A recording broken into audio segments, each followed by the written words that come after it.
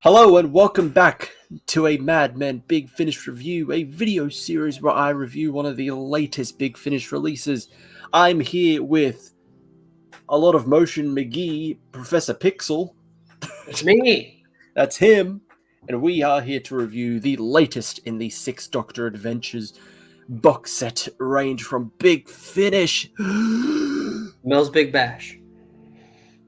That's not what it's called. It's called The Trials of a Time Lord. Not to be confused with Trial of a Time Lord. So this is the second half of celebrating, 40 years? About 40 years of the Sixth Doctor.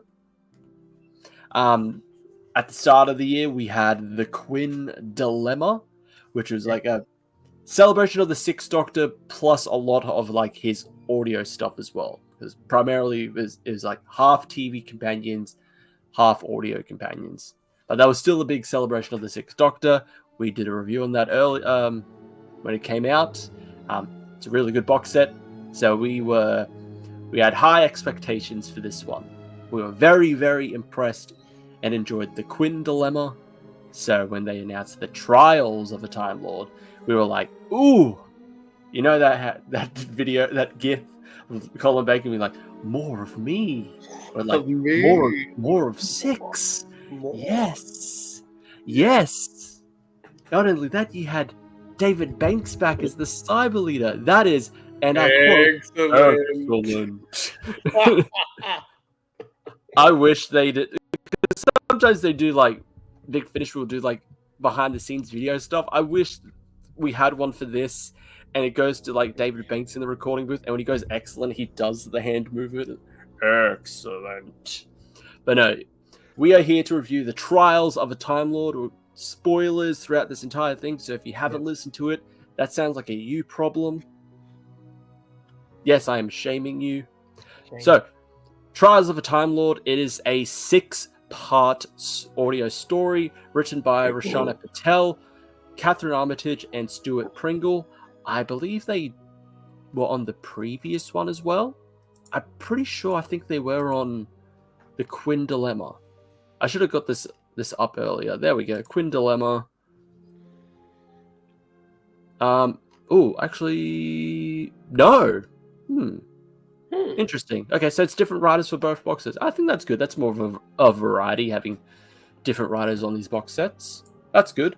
But yes, Trials of a Time Lord starring Colin Baker as the Sixth Doctor, Bonnie Langford as Melanie Bush, Nicola Bryant as Perry, Terry Malloy as Davros, and David Banks as the cyber leader. So, Pixel, your thoughts on the Trials of a Time Lord? Listen, if anybody's seen this channel in a long time, listen, they know that I love Trial of a Time Lord. It is, it's one of my favorite stories. So when you make a name like Trials of a Time Lord, you set my expectations high. This isn't connected to Trial of a Time Lord at all, but it is astoundingly good. It is so much fun. You have the Sixth Doctor, and he's landing, trying to answer a call, and he has Cybermen who aren't really all that, like they're still bad, but they aren't as efficient as usually. It's like, what? They convert one person a day? What are you talking about? They make factories. What is this? Little does he know, he's actually on live TV. Live with a studio audience, it's Doctor Who. Colin Baker's Sixth Doctor walks out like the Joker when he's on Mari's show. Yeah, this is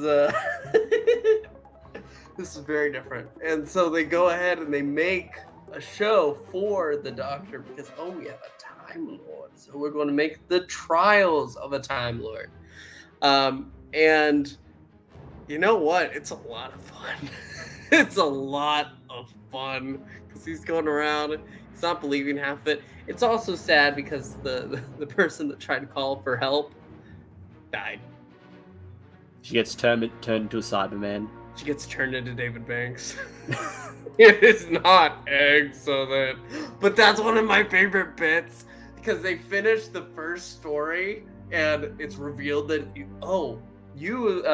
because he transmits all the Cybermen in like down underneath in a hidden cave system. They're going to take months to dig out. We've won. So it ends the Cybermen survival TV show, and they do like a reunion thing, like Survivor and shows like that. They have a reunion thing, and so you just have the Sixth Doctor like, what's going on? As he's sitting next to a Cyberman, saying, well, of course we would do this.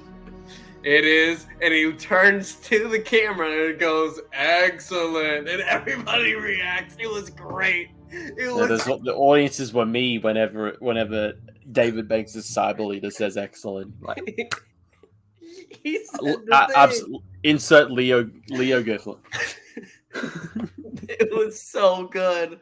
And then this story has genuine twists and surprises. If you listen to the trailer, you know that Davros does show up. He's on the cover, Pixel. I forget the cover. I'm looking at the cover. He is right next to the Doctor, underneath the cyber leader. It's no surprise that Davros is in this story. That's what I just said. I said there's no secret there, but the surprise comes. There's a great actor in here that you neglected to mention, and he has a very pivotal role. Why don't you read what his role is in this book? What was it? John Coleshaw as Sticklefin and Stunrib. Yep. So to quote the 15th Doctor in The Legend of Ruby Sunday, it's the wrong anagram. Despite the fact that's not how that works. That's not how. Yeah, Susan Tech being Sue Tech is not an anagram. Russell. Yeah, but we've moved on. Well, that's all right then. But anyway, he's the master. He's the Anthony Ainley master, as he does. Favorite classic master. He is. He's the master that I was introduced to, so he's my favorite classic one. I'm sorry. You should be. Roger Delgado is iconic. The Pratt Beavers Crispy Master is also kind of iconic. Eric Roberts is, he dresses for the occasion, but Anthony's Master is the one I was introduced to with Classic Who, so he has a special spot in my heart. Okay. But that's what John Coleshaw is doing in this audio drama, and it is great, and it makes so much sense. Dare I say, excellent. I need to get that bit. I need to get that. Just excellent.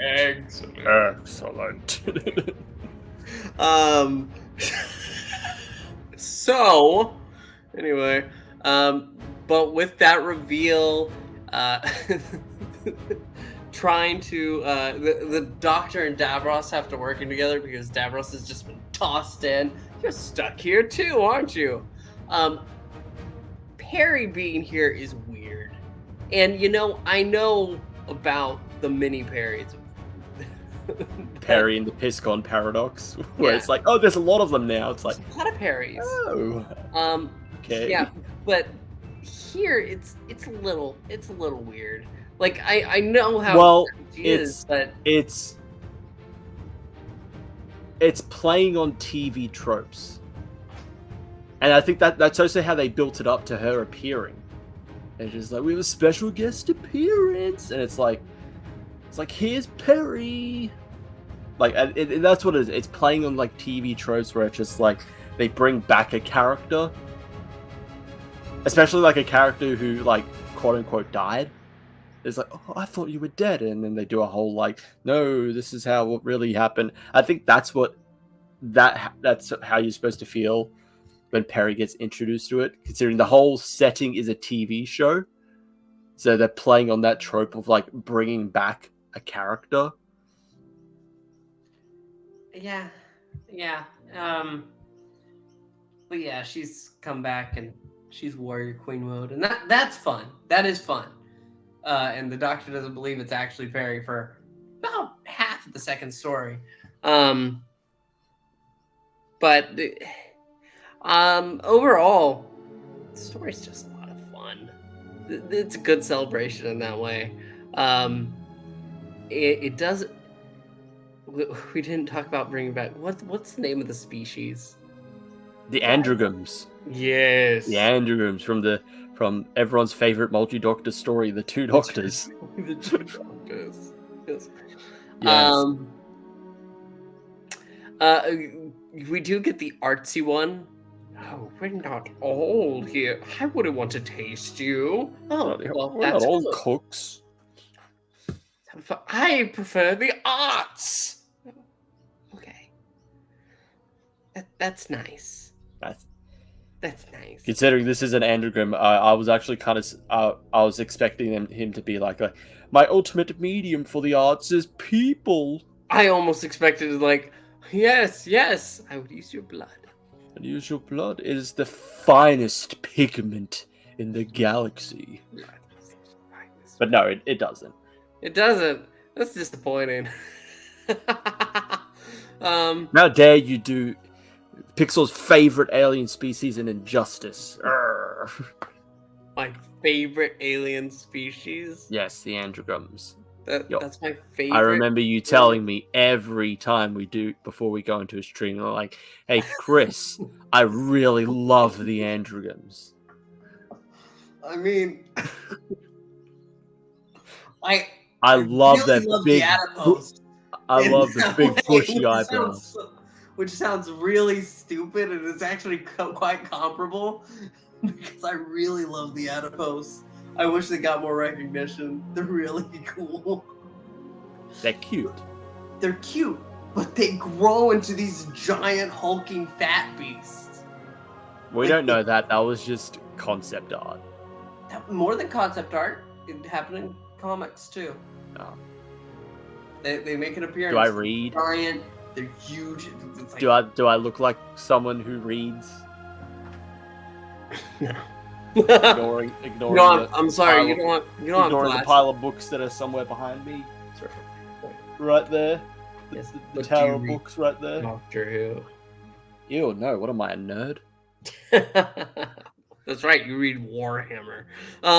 So I watched Doctor Who. Okay, there's a difference. I listen to Doctor Who.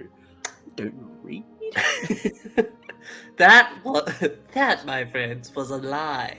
But overall, no, it's just a lot of fun. It's not something that you'll take too seriously. It's just a celebration, and you gotta just enjoy it. Yeah. Join that crazy ride. It is a love letter to a very troubled first season for the Sixth Doctor. Yeah, it is. Yeah. For me, I really enjoyed this. I wouldn't say as much as the Quinn Dilemma, but I still think this is a really good story. I thought it was fantastic. I do have a little bit of a problem with the pacing because, the first the first part one, it goes by kind of quick, just so it sets up that whole twist of this entire thing is a TV show.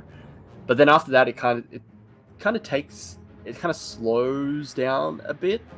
Mm-hmm. So towards the middle, it kind of drags a little. But other than that, I didn't have any other problems with it. But no, this box set, yeah, it is a celebration of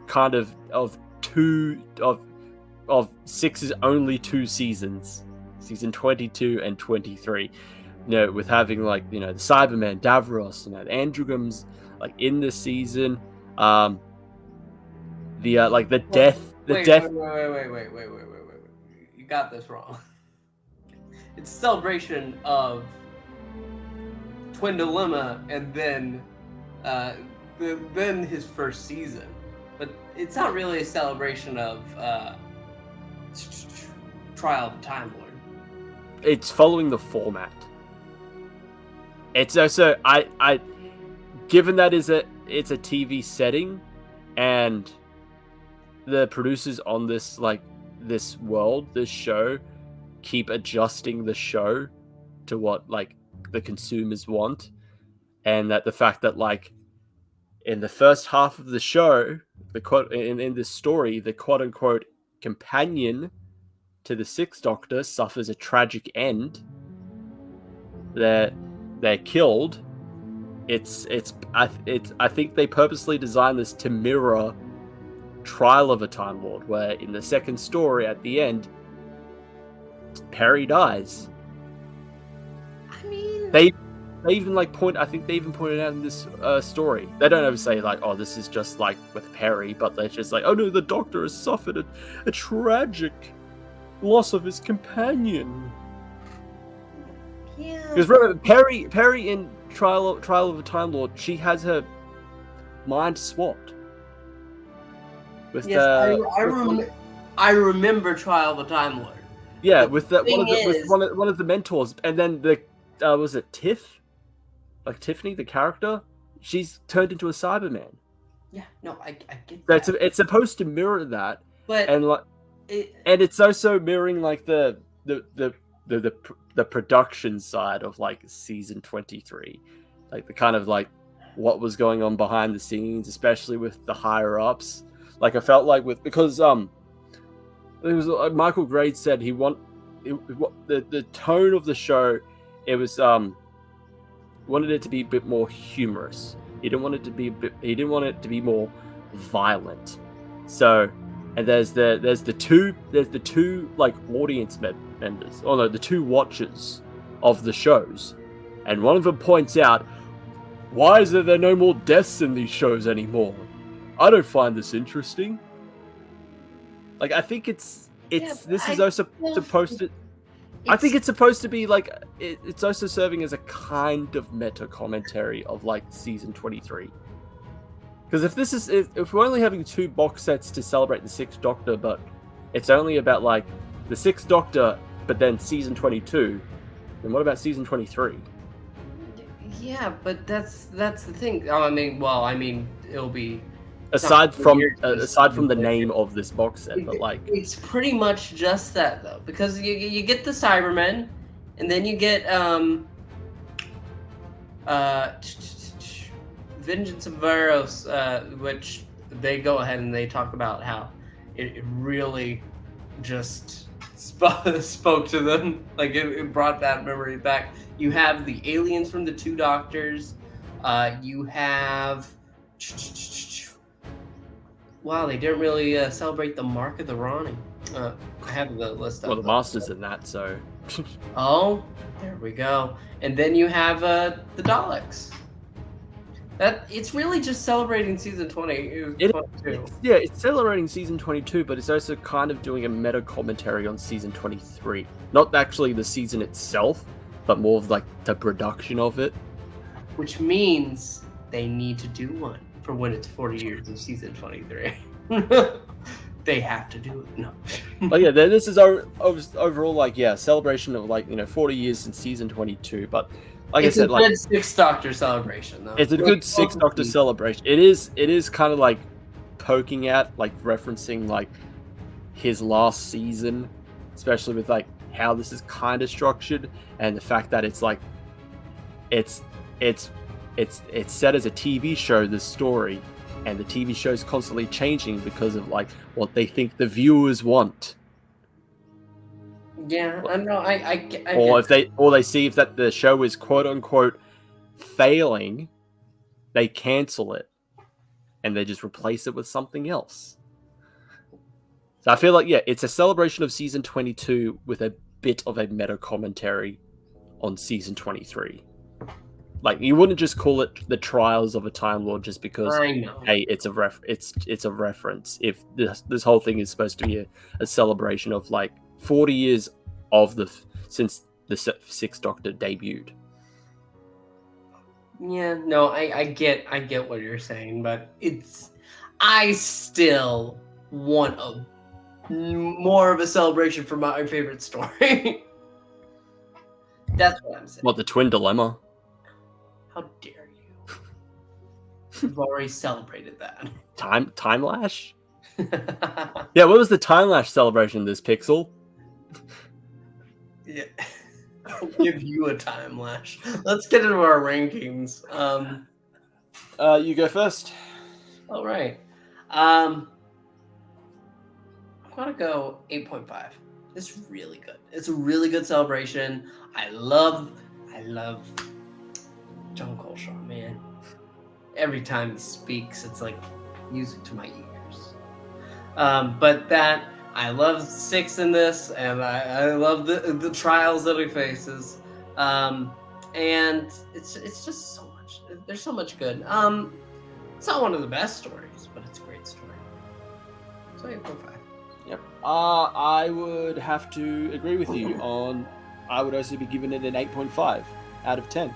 I really enjoyed this. I still think Quinn Dilemma was much better.